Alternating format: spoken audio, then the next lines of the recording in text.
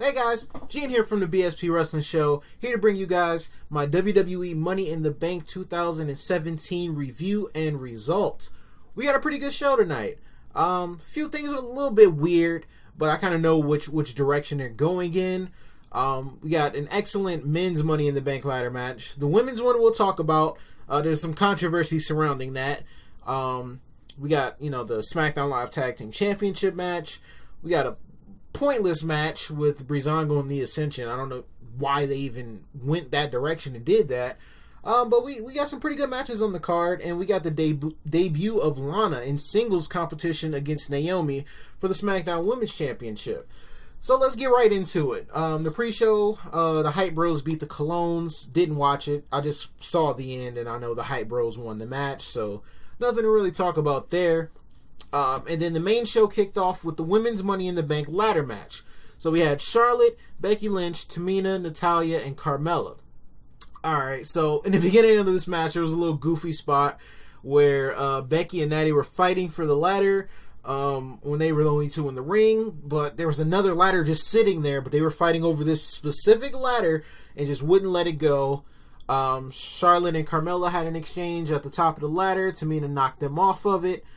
Of course, these Money in the Bank ladder matches are just full of spots, really. It's not really a wrestling match. It's just a spot fest, pretty much. Charlotte hit, this diving, twisting senton from the top rope to the outside onto, I believe it was Tamina and Natalya. Ellsworth prevented Becky Lynch from grabbing the briefcase by tilting the ladder so she would fall off of it. And then he tried to get Carmella to get up and grab the briefcase. But instead, he was like, you know what, screw it, I'm going to just do it for her.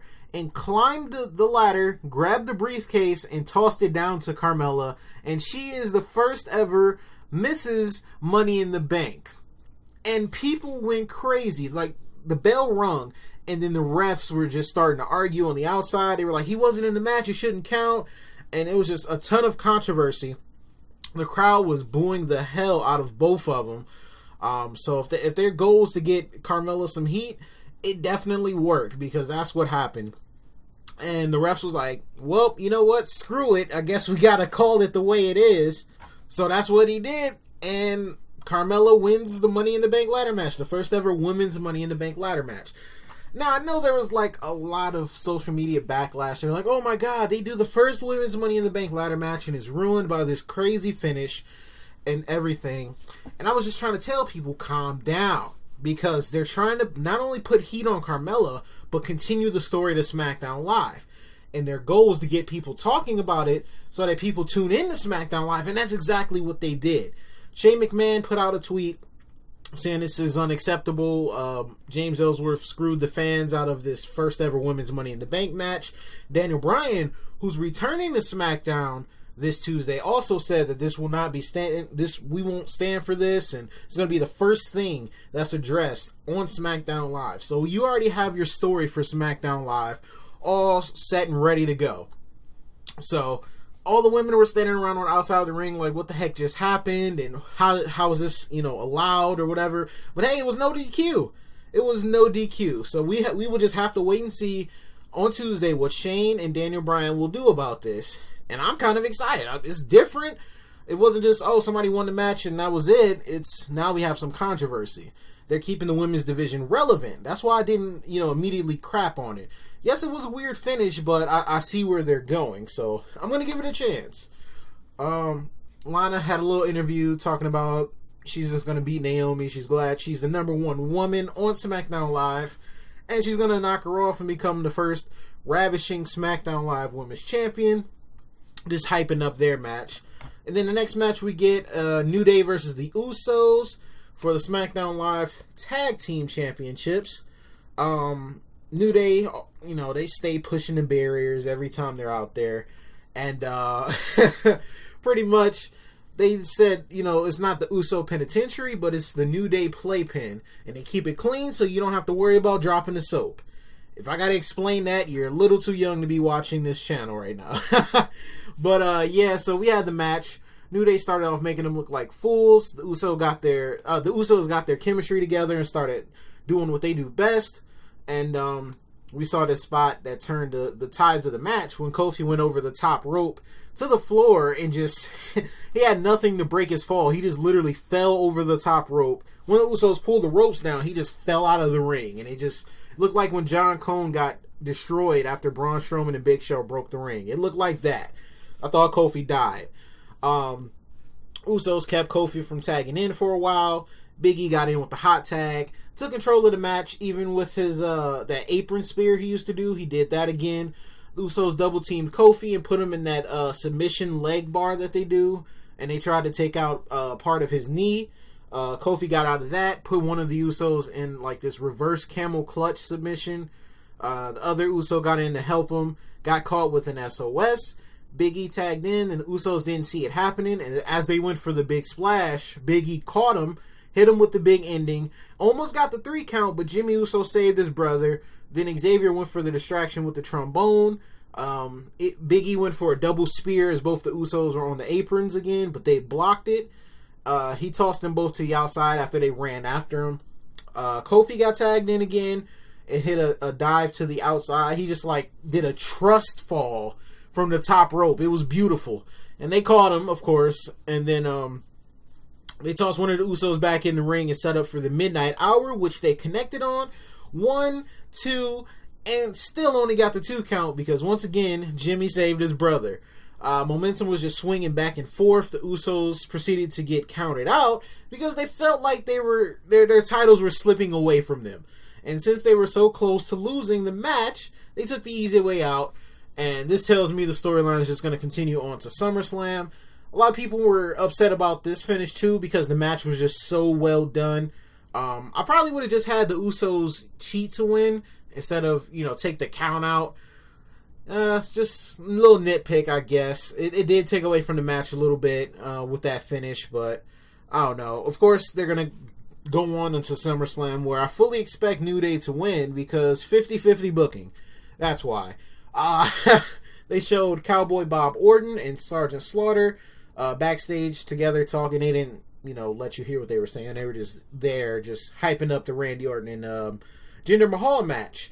Then we get the Women's Championship match. Naomi versus Lana. Lana gave Naomi a better fight than I think we all gave her credit for. She picked a body part and worked on it.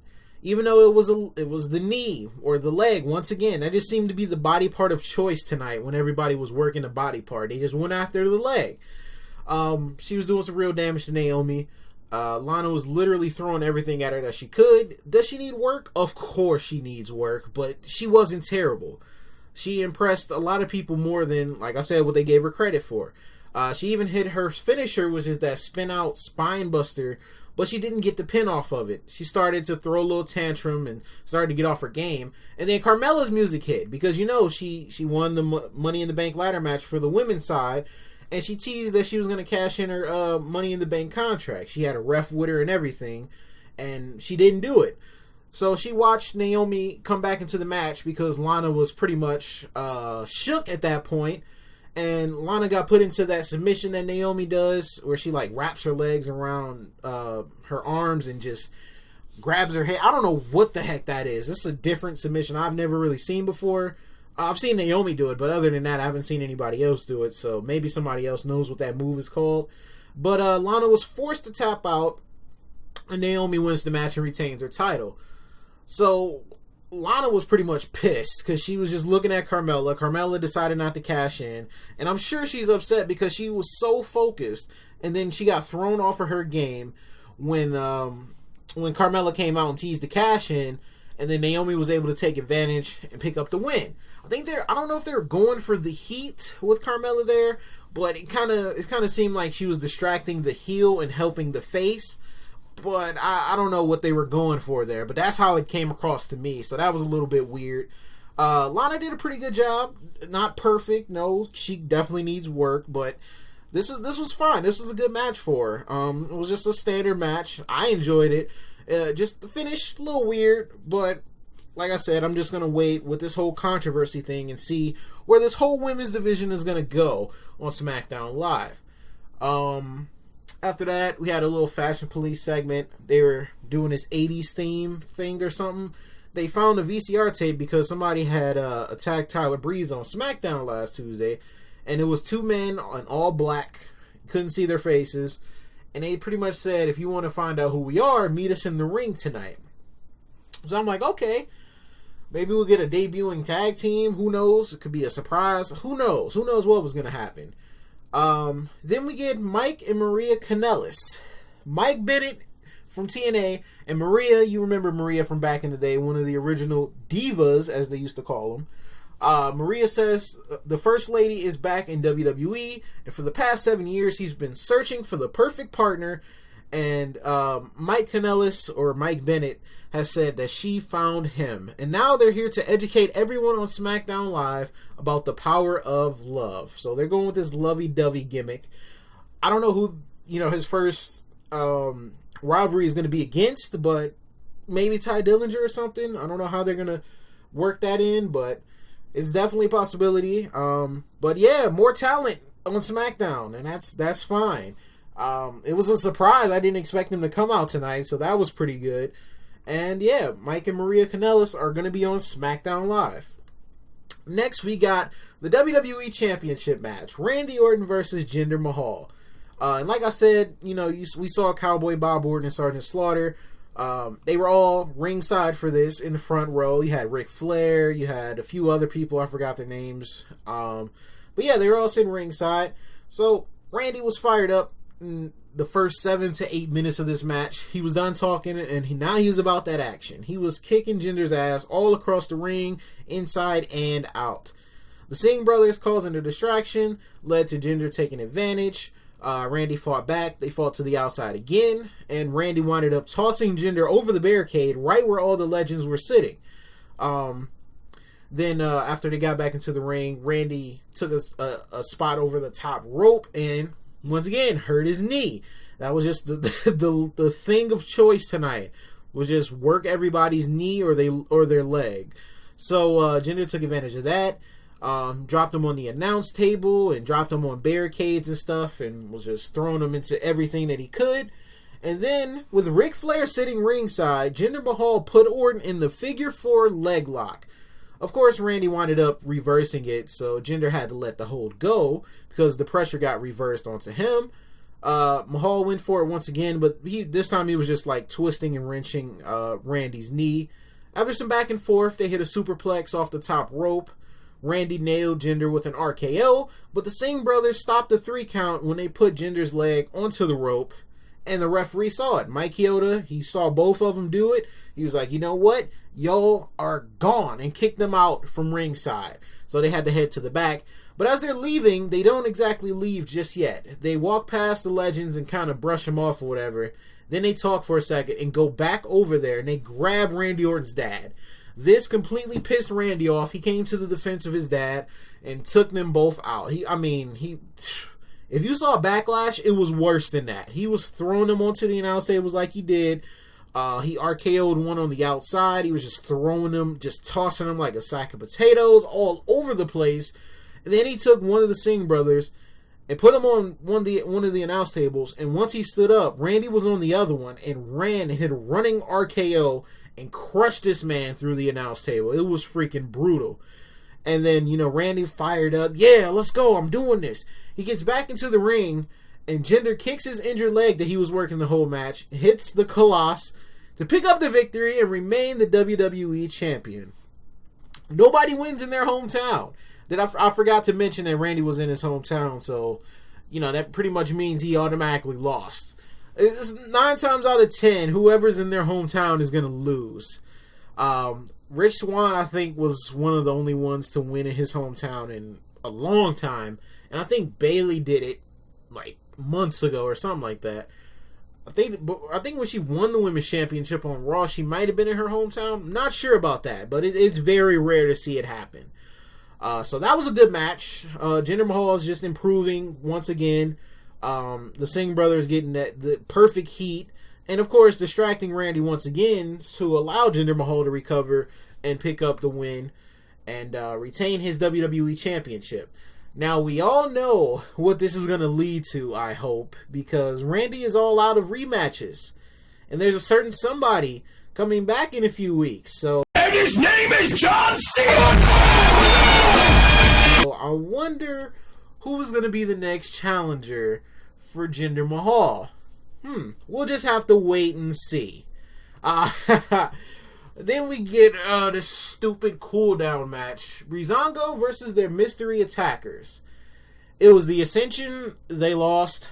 End of story. I'm not going to go in depth of that match. That was it. The Acension came out and once again get made to look like idiots and they lose. Not that I'm mad that Breezango won, but why send the Acension out there just to lose one more time to them? They just lost a few weeks ago. Now they're supposed to be the mystery attackers just to lose another tag team match in less than 5 minutes? I don't see the point of that. They were just trying to take up some time.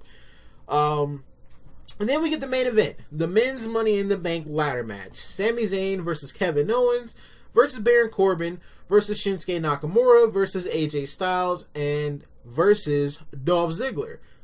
Let me just say this was a great match. Freaking incredible match. I loved it.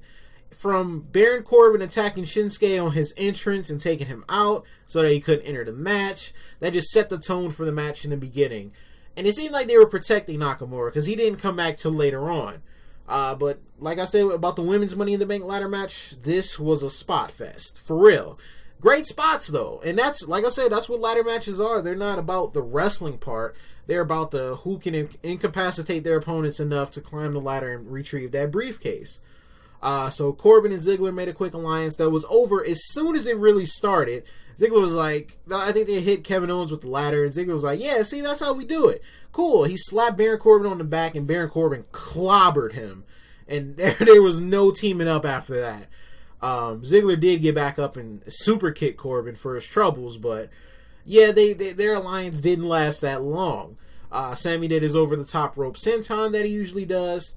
Him and Kevin Owens fought. I think he tossed Kevin Owens off the top rope onto a ladder that was like that was open, but it was laying down on the mat. It wasn't like a setup ladder, but it was open. He threw Kevin Owens from the top rope. That freaking ladder bent so bad that it was unusable, and Sami had to get another one. Just a lot of finishing moves and stopping people from climbing the ladder. The usual. You've seen Money in the Bank matches before. You know how this goes. They were all fighting on the ladder at one point. It led to Sami Zayn hitting a sunset flip powerbomb from the top onto Dolph Ziggler over the ladder. Sami hit some type of exploder suplex on Kevin Owens while they were both on the apron, which looked absolutely dominating. AJ hit a phenomenal forearm onto Sami, who was climbing the ladder. Baron Corbin chokeslammed AJ onto a ladder that was positioned on the outside of the ring. It was like catty-cornered on the steel steps in one of the announce tables. Sami hit Corbin with a haluva kick, started climbing the ladder again. Ziggler tried stopping him but failed. And then I think Kevin Owens got him off the ladder and kicked Sami in the nuts, tossed him outside the ring. AJ stopped Owens from getting the briefcase, but AJ from the apron like AA'd Kevin Owens onto that same ladder that he got choke slammed onto. And Owens flew over that ladder. It looked like it hurt. It definitely looked like it hurt. I guess the right term would be fireman's carry since it's not Cena, but it was a freaking AA. AJ got a hold of the briefcase, but Dolph took the ladder away, and AJ was just dangling there for a couple seconds, and then he eventually just had to drop because there was no way out of that. That was a pretty far drop too, so it looked like it hurt him. So yeah, after that, Corbin came into the ring. He had a ladder. Nobody was really around him. Shinsuke's music hit, and he came back to the ring, went right after Corbin, and then he just started taking out everybody with Kinshasas. He got the ladder in the ring, started to climb, but as soon as he went to do that, AJ had gotten back up, and they both stared at each other. They both collectively put the ladder to the side near one of the ring ropes and faced each other one-on-one and went at each other. Started hitting each other with a ton of forearms, started countering each other. Nakamura countered him, put him into a sleeper, then the exploder, went for the Kinshasa, but in mid-stride, AJ caught him with a forearm to the face. They both started climbing the ladder, fought on the top of it again for a good while, more forearms to the face, more countering, and then Baron Corbin knocks both of them off the ladder. Nobody else in sight, climbs the ladder, grabs the briefcase to become Mr. Money in the Bank. Freaking incredible match, incredible outcome. Baron Corbin put it all out there on the line, especially by attacking Nakamura on his entrance, trying to take out a threat to make it a little bit easier for himself, because he knows the threat that Nakamura is, but he tried to outsmart him by taking him out, even though he did come back to the match, but he still was able to take him out for a majority of the match, and still was able to capitalize while Nakamura and AJ were fighting on the top of the ladder. And yeah, Baron Corbin is Mr. Money in the Bank. I couldn't be more happier. That was one of my predictions. I know I didn't get my predictions video up. Computer was kind of giving me troubles all weekend. I'm hoping this gets uploaded with no problem, but that was it. That was Money in the Bank. Very good pay-per-view for me. Wasn't perfect. Some stuff was a little bit weird. I'm going to give them time to explain the stuff that happened on SmackDown Live this Tuesday. I can't wait for that. 6.5 out of 10. I mean, it was a pretty, yeah, 6.5 out of 10, 7 out of 10.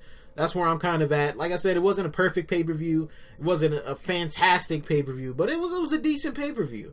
Some of the finishes a little weird, but it's SmackDown, so I'm actually going to give them a chance. If it was Raw, I would have no hope because of how Raw has been booked.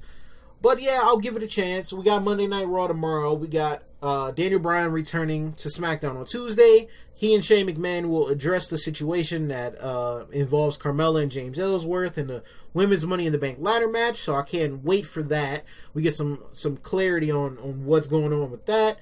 And yeah, that was it. That was my review. I hope you guys enjoyed. Let me know what your favorite parts were down in the comment section down below. Let me know what parts you didn't like. Did you think some of the finishes were a little bit weird, a little bit wonky? But like I said, it's SmackDown, so I'm going to give it a chance. So let me know what you guys are going to do about that. I want to thank you guys for watching. Slap a like on the video if you guys enjoy. Subscribe if you guys are new. I'm going to start putting out more content. I'm trying to get my computer together so I can do so. I'm not just trying to not upload at all. I definitely got to get back on my game. But we're going to make this thing work. Thank you guys for watching. I will talk to you guys later on. Peace.